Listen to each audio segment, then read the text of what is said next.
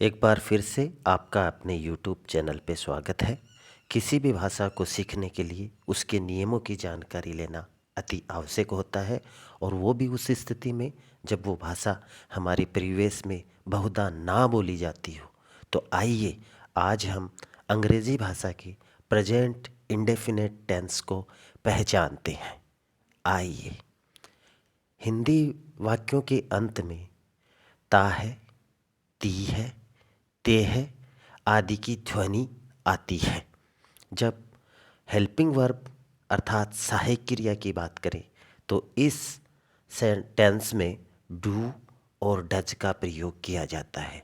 Do का प्रयोग बहुवचनकर्ता अर्थात प्लूरल सब्जेक्ट के साथ किया जाता है, जैसे वी, यू, दे और एंड से जुड़े हुए कोई दो नाम ये बहुवचन कर्ता के रूप में आते हैं। और इसी तरह डज का जो प्रयोग है वो सिंगुलर सब्जेक्ट के साथ किया जाता है। सिंगुलर सब्जेक्ट में कुछ नाम ऐसे हैं, जैसे ही, सी, इट या कोई भी नाम, इनके साथ डज का प्रयोग किया जाता है। मुख्य क्रिया, मुख्य क्रिया की जब हिंदी में बात करें तो जिनके अंत में ना हो, जैसे उठना, बैठना, खाना, पीना, चलना, दौड़ना, नहाना। यदि कर्ता, जिसे हमने सब्जेक्ट कहा है, प्लूरल हो तो इस टेंस में वर्ब की फर्स्ट फॉर्म का प्रयोग किया जाता है, और यदि कर्ता सिंगुलर हो तो वर्ब की फर्स्ट फॉर्म में एस, ई एस या आई ई एस लगाते हैं।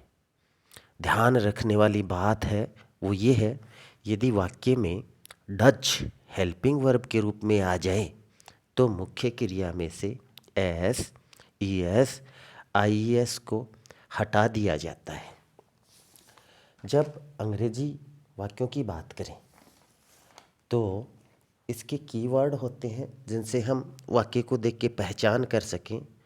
उसमें जो शब्द आते हैं वो है always, never, often, occasionally, generally, sometimes, usually, daily, every day, once a year, once a month, once a week, twice a week, twice a month, twice a year, seldom, hardly और रेयरली जैसे word आपको दिखाई दे तो समझ जाना चाहिए कि यह प्रेजेंट इंडेफिनेट टेंस है।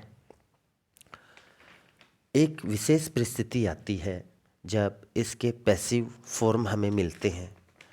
अगर इंग्लिश सेंटेंस में इज, एम, आर में से कोई एक के साथ अगर वर्ब की थर्ड फॉर्म हो तो उसकी पहचान प्रेजेंट इंडेफिनेट टेंस के रूप में होती है। ज़्यादातर हमें पैसिव वॉइस में बाई देखने को मिल जाता है, लेकिन कभी कभी कर्ता अननोन हो तो बाई का प्रयोग नहीं मिलता है। ऐसी स्थिति में इज, एम, आर के साथ वर्ब की केवल थर्ड फॉर्म ही पहचान के रूप में होती है, जिससे हमें पता चलता है कि ये जो सेंटेंस है ये प्रेजेंट इंडेफिनेट टेंस का है। इसके साथ ही अब हम बात करते हैं इनके वाक्य रचना पे, स्ट्रक्चर ऑफ सेंटेंसेज।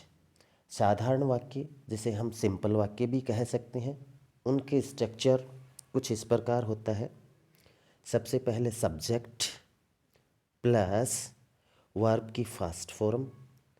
वर्ब की फर्स्ट फॉर्म में सब्जेक्ट के अनुसार एस या ई एस या आई ई एस में से कोई एक प्लस ऑब्जेक्ट। ये स्ट्रक्चर है, ये साधारण वाक्य का है। सारे सेंटेंसेज है वो हम इसी स्ट्रक्चर से बनाने वाले हैं, साधारण वाले। जब हम नेगेटिव सेंटेंसेज की बातें करें, नेगेटिव सेंटेंसेज का स्ट्रक्चर कुछ इस तरह है। Subject plus do oblique does. Subject के अनुसार यदि सब्जेक्ट प्लूरल है then do, if subject is singular then does. उसके ठीक बाद नोट प्लस वर्ब की फर्स्ट फॉर्म। अब यहाँ एस या ईएस या आईईएस नहीं आता है, क्योंकि हमने जान लिया है कि जब किसी वाक्य में डू या डज हेल्पिंग वर्ब के रूप में आ जाएं तो वर्ब में से एस, ईएस और आईईएस को हटा दिया जाता है।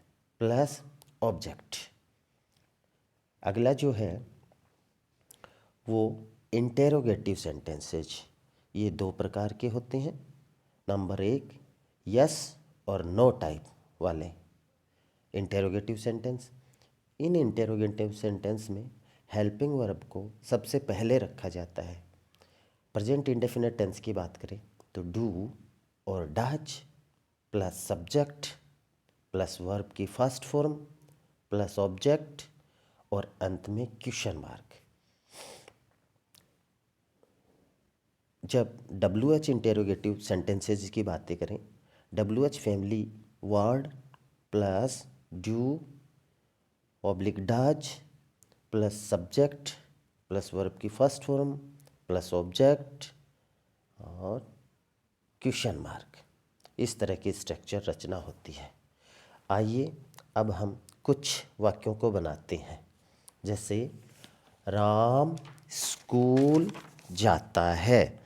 राम सिंगुलर सब्जेक्ट है, स्कूल जाता है, जिसमें जो मुख्य क्रिया है वो है जाने का काम करता है। जाने को अंग्रेजी में कहते हैं गो। सो इसका बन गया राम, वर्ब की फर्स्ट फॉर्म गो, और राम सिंगुलर है इसलिए गो में एस या ईएस लगता है।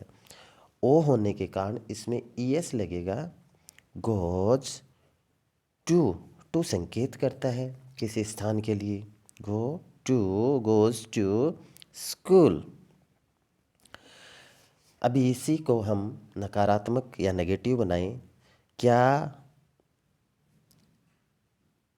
आप इसे आसानी से बना सकते हैं? हाँ, हम इसे आसानी से बना सकते हैं। राम सब्जेक्ट हो गया, इसके हिसाब से आएगा डज, क्योंकि सिंगुलर है। डज के बाद में नोट, फिर गोज से ईएस हट जाएगा यहाँ पे। Does not go to school. ये इसका नेगेटिव सेंटेंस हो गया। अर्थ, राम स्कूल नहीं जाता है। क्या राम स्कूल जाता है? इंटेरोगेटिव सेंटेंस है जहाँ प्रश्न पूछे जाते हैं। तो इसका स्ट्रक्चर होगा जैसा कि हमने जान लिया, does Ram go to practice exercise. आपके सामने 10 सेंटेंसेज हैं जो हिंदी में हैं, उनको आप अंग्रेजी में बनाएं। सिंपल सेंटेंस, नेगेटिव सेंटेंस और इंटेरोगेटिव सेंटेंस। मुझे पक्का विश्वास है आपको आ ही जाएंगे। धन्यवाद वीडियो को देखने के लिए। Thank you.